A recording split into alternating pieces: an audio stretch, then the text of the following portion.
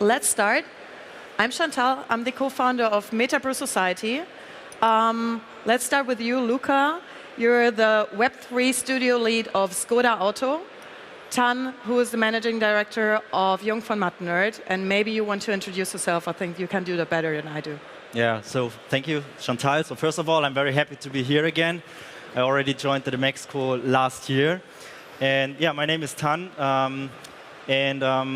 I'm managing director at the Jung von Matt NERD. And at Jung von Matt NERD, we started 3.5 years ago to focus on fandom, pop culture, and gaming.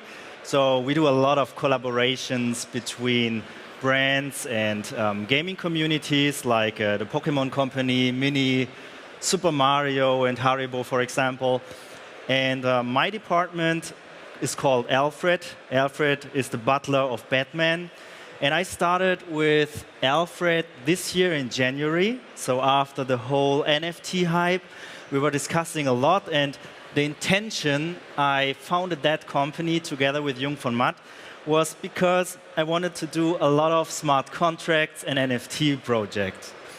But I have to confess that the reality looks different right now. So when we planned this whole company, we were still in a bull run. Right now we are in a bear market, so it's time to build. And right now we are focusing mostly on developing virtual experiences, metaverse games. And this is what my team in Asia and Tokyo is about. So we were developing or were involved in games like Final Fantasy. And this is the knowledge we bring into the game development right now. Nice. Yeah, if I can continue. Luca Zicconi from Skoda Auto. I'm responsible for the Web3 NFT and Metaverse activity at Skoda Auto, part of Volkswagen Group. We started all our initiative in 2021, so it's already some time ago. And within the time, the idea was to build an initiative around blockchain and Web3 because we believe it's like a revolution. And definitely it's too big to be neglected. So at that time, with the team, we started our initiative. And today, I'm really happy to be here with you guys to discuss about metaverse and immersive experiences. Maybe to add some what points. About you, actually? what I'm doing. I'm coming from a branding and design side. So I have a branding agency since like 8 years. And I'm the co-founder of Meta Society. So what I'm doing for Meta Society, I don't know who of you had yesterday or today beer or Happy Bubbles or something. OK, so some of you people, we have the booth over there, so we had free beer. We're actually building an international beer brand, and we started with Web3 and NFT because you're building directly a community, and also with activations. We can talk about that maybe in the next step. And yeah, I'm responsible for the branding design, but also for the whole Web3 strategy.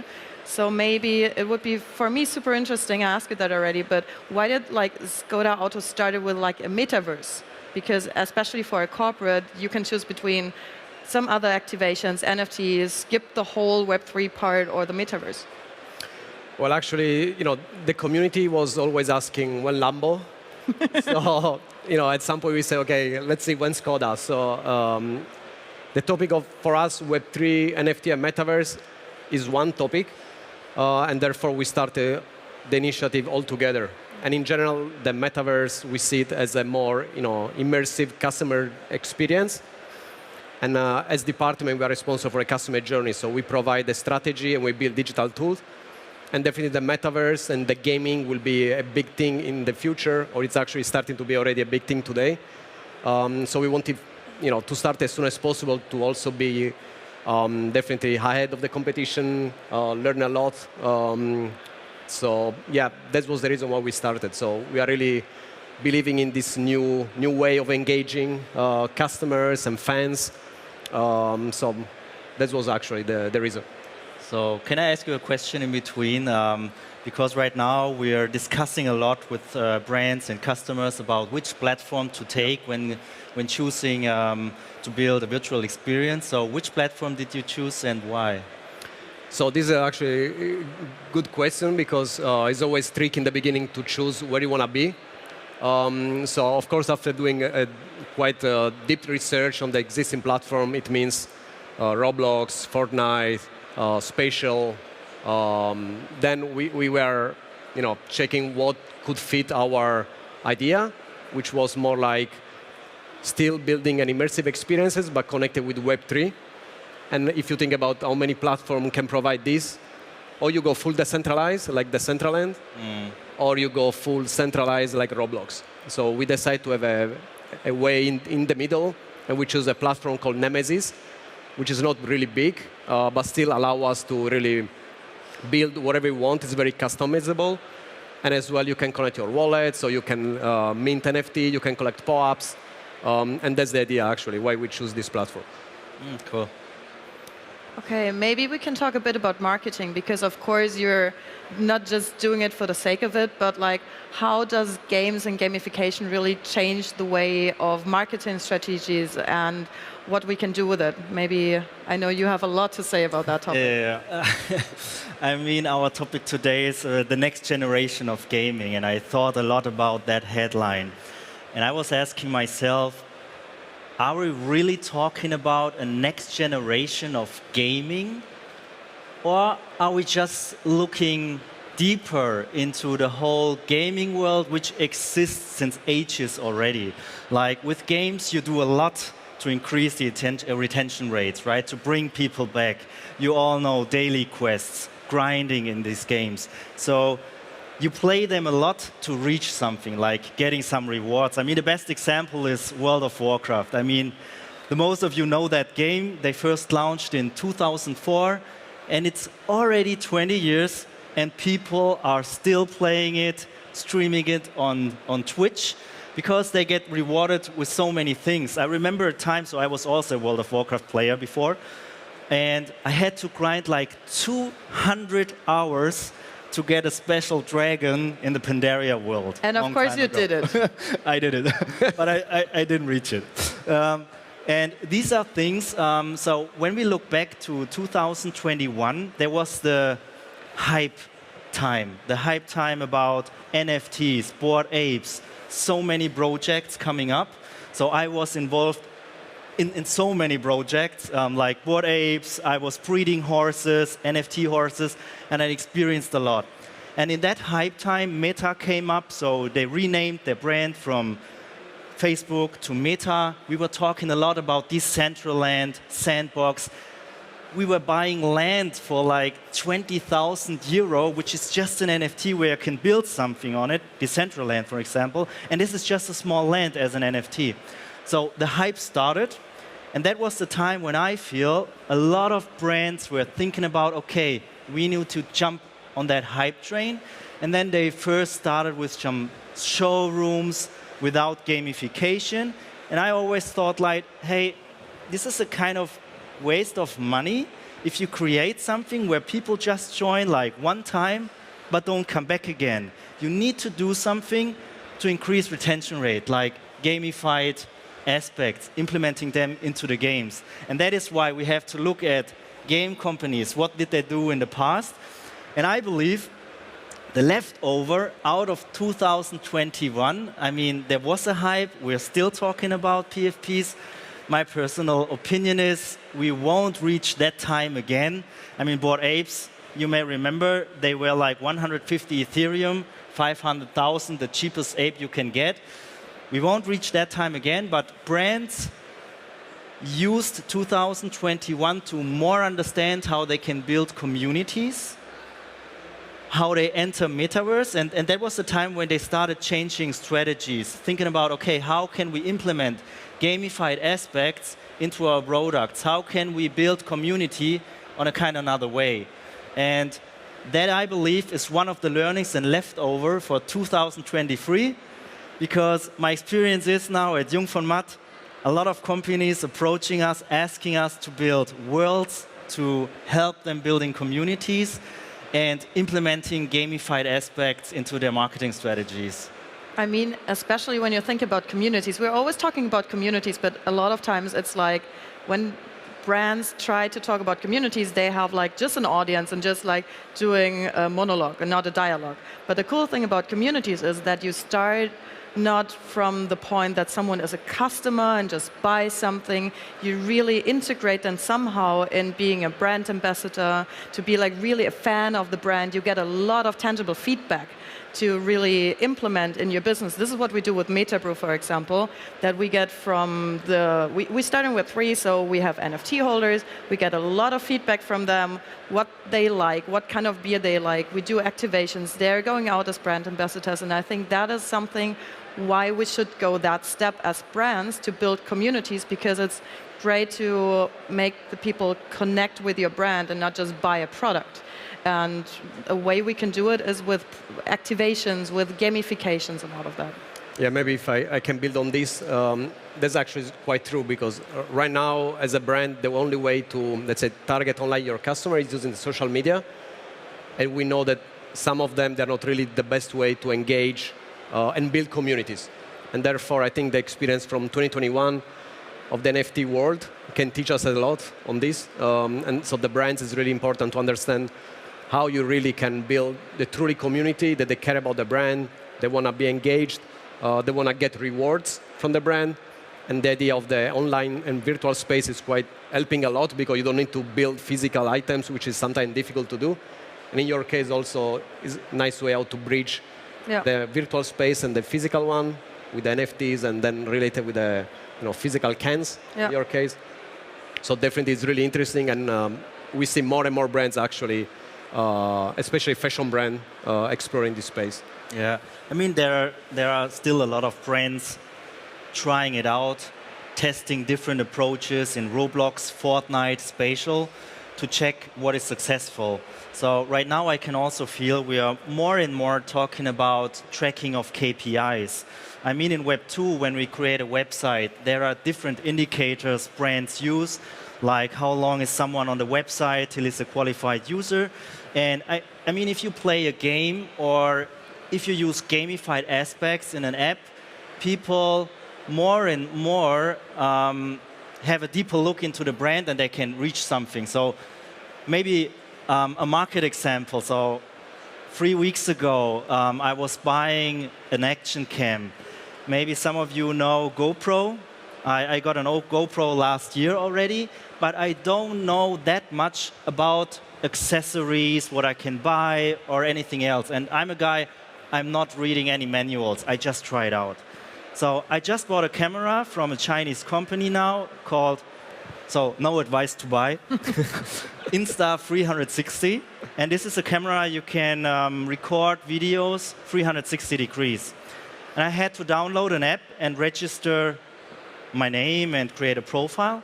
And then I figured out in that app, there are a lot of gamified aspects. Like if you watch the tutorial, you get additional gold tokens. And I can see how many gold tokens I'm collecting. If you like some videos, you get additional gold tokens. So I was checking that out, and then I wanted to know, okay, what can I do with these gold tokens? So you are able to invest those gold tokens into some small games like Lotto or like a roulette, and you can get some prizes for free. But you can also use these gold tokens to buy additional accessories, like a diving case. How you call it? A diving case. Case. Yeah, sorry, a diving case. And I was learning a lot about all the accessories within the app, watching these videos, these tutorials, that I would say that is the first time I was using an app and learning so much about the product, and that on a gamified way, what is really cool. And I'm pretty sure I'm going to buy additional accessories. What I love about that is that you actually make the people learn more about the product, what you just said, so people know how to use it. So probably the reviews will be better, because they're not like, oh, this is not working, I don't know how it works, it's just a shitty product, because they actually know how to use it. So you have like additional positive aspects if you have the gamification, that they just not only know what kind of accessories they could get, but actually know how to use it. I mean, the next level then is those tokens to be on the blockchain, right? How to connect to Web3.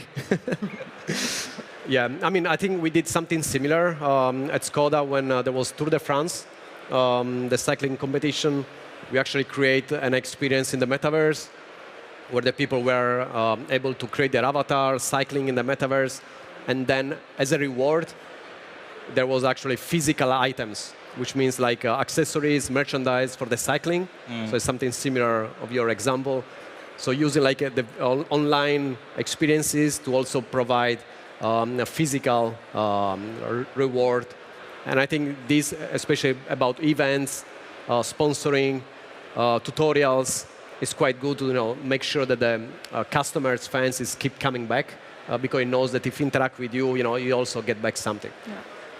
You were telling us yesterday about an example about Pringles. Maybe you want to tell that because I really like what they did with the gamification. Yeah, I can. So one of our customer, Kellogg, Pringles, you may know, Mr. P, so the chips you can buy at Edeka, Rewe, everywhere.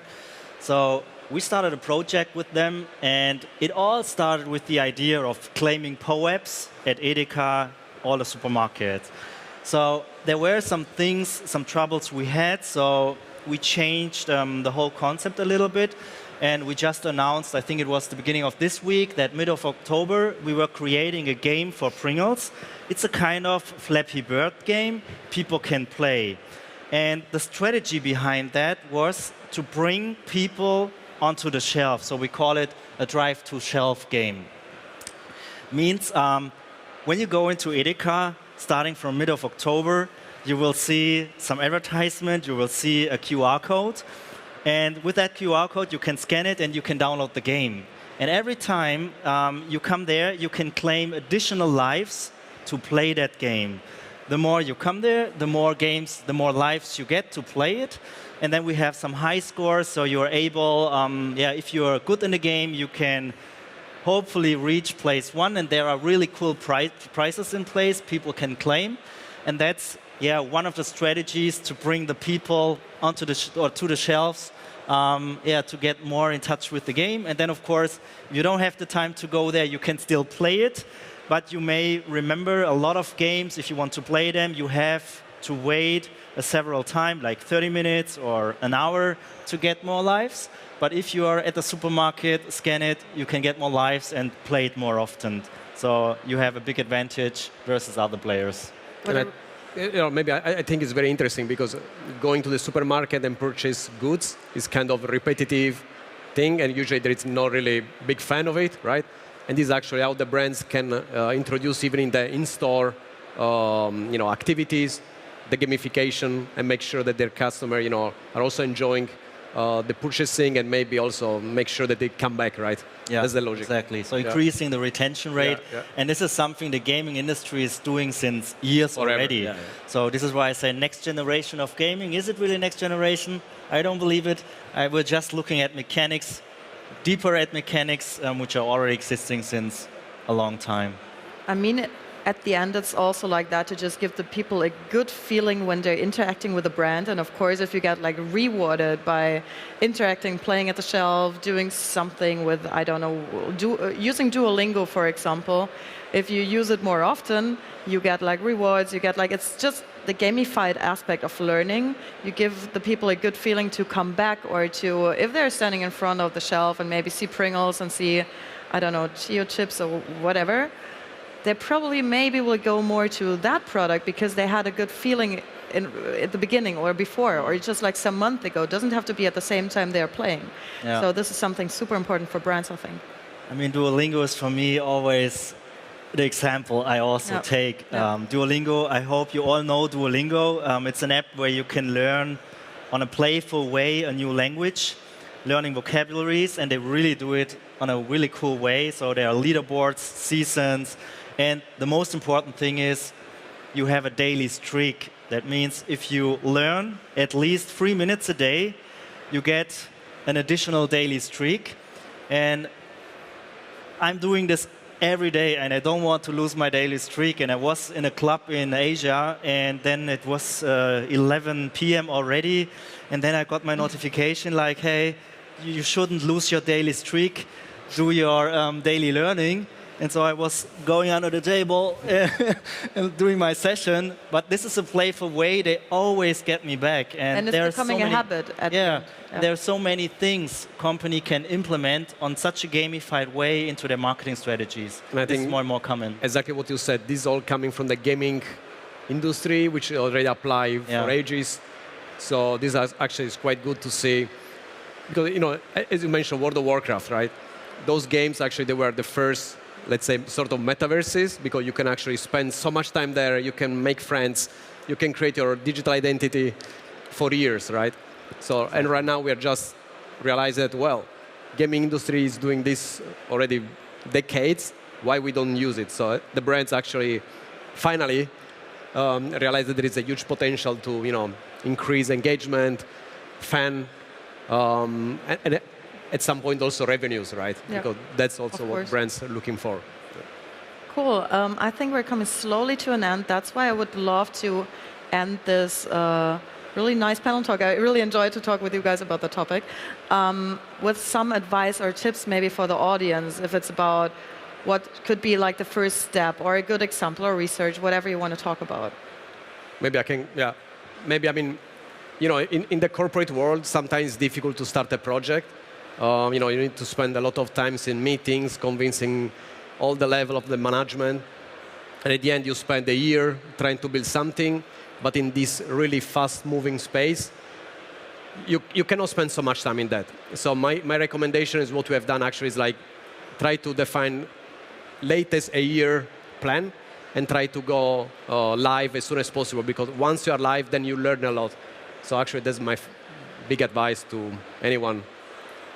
Yeah, so my advice if I talk to brands or companies is to wisely choose the companies they work with, because there are a lot of Web3 consultants and agencies also in the market, to choose or to also approach gaming studios, which are really experienced in creating strategies and concepts. You can also start with smaller projects. It mustn't be a world like Nike Land at the beginning. So you can start small. You can implement some KPIs which can be met. And if you met that KPIs, then you can decide to increase it. And always an easier way to start is to go on to existing platforms. So I would now say maybe Web 2.5 still, Roblox or Fortnite are platforms which already have so many users in place, and where you don't have to do that much advertisement. But that's also a point. You have to invest money in media, so influencers and more, to make that world famous, that people are really playing it. So this is what you have to take into consideration when entering and also, the virtual how to advertise it, because we are used to, you know, do this media budget, right? Promotion, but in the gaming, you know, as an example, like gamers, maybe Twitch, you know, this also could be like a new way how to advertise your experiences, right? Partnering with gamers, actually, like with kids, right? The new generation. Maybe I would recommend the same, like choose wisely with who you're working together, because like in marketing, consulting, doesn't matter where you're going in general. There are, of course, so many people talking very loud how good they are. Look at it with what they really built before, if they really have experience, or just talk loud. And maybe if you're maybe working for a smaller company, you can't do like big metaverse experiences. Think about how to bring people back to your store, bring people back to your page. So just like the small gamified aspects, people can buy something if they take a picture and show it to, like post it in social media, then they get rewarded. Just the small steps to make a little gamification, and it's at the end also marketing outreach for you. So maybe just as a for the smaller companies. Let's go. I think we're let's fucking go, right? Let's go, LFG. Yeah. Great. I think we're done. So. Thank you so much. Have fun at the DMEXCO.